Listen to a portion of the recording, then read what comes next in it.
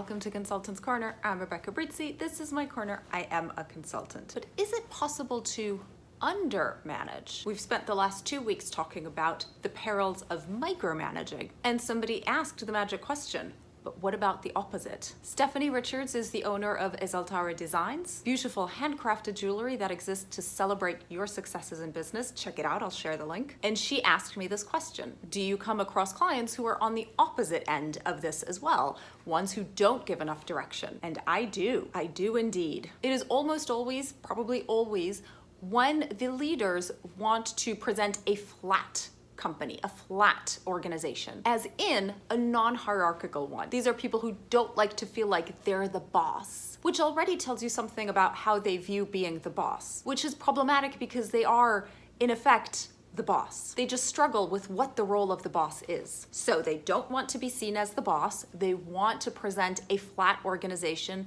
They want to say we're all part of a team. But the way that they end up going about that is removing guidance, removing leadership. Here's why that approach to management does not work. What happens is that those leaders say, do whatever you're doing. It looks like it's working, everything's fine, I don't need to check in on your work, you're good. And the results perhaps at first appear to be the correct ones, until somebody finally takes a closer look and realizes that those employees were getting into the room not by opening the door, but by removing it from its hinges. I used this example in last week's video. The goal is to enter the room, the action is to open the door, and the standards is open the door by using the door handle and not slamming it. Therefore, removing the door from its hinges in order to enter the room is the wrong way to enter the room. But if nobody's checking, what if all those employees have been removing doors from their hinges this whole time? So work is happening and pretty much okay, but actually there's something either in the background or at some layer there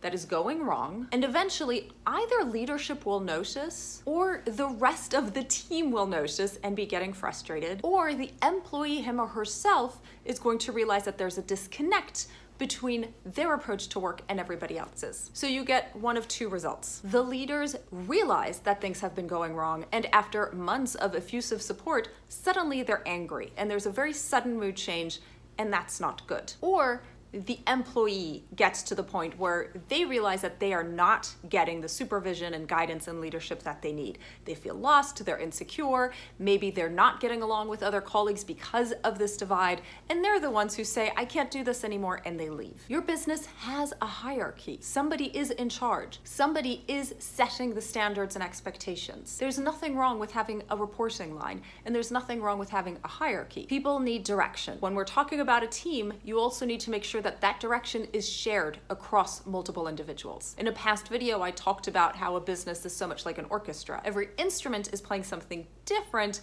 but brought together, they're all playing the same piece. You need to tell your business what piece they're playing, what the tempo is, what the volume is. Get them on the same piece of music, and then let each one play their individual instrument. When people want to remove hierarchy, it's generally because they want to remove a sense of division between those layers in the business. The way to do that is not to get rid of the hierarchy completely. The way to do that is to increase the access to people. That hierarchy only becomes negative when each of those roles are siloed. And as I say, when respect flows in one direction, up the reporting line, but not back down it. To have an open or flat organization, that is not about reporting lines, that is about access to information, access to people. It's about communication flowing in all directions and everybody being comfortable accessing people at all levels. Don't remove reporting lines, remove barriers to people. The way to manage is to set the mission, set the standards or guiding principles, and give your team what they need to be successful.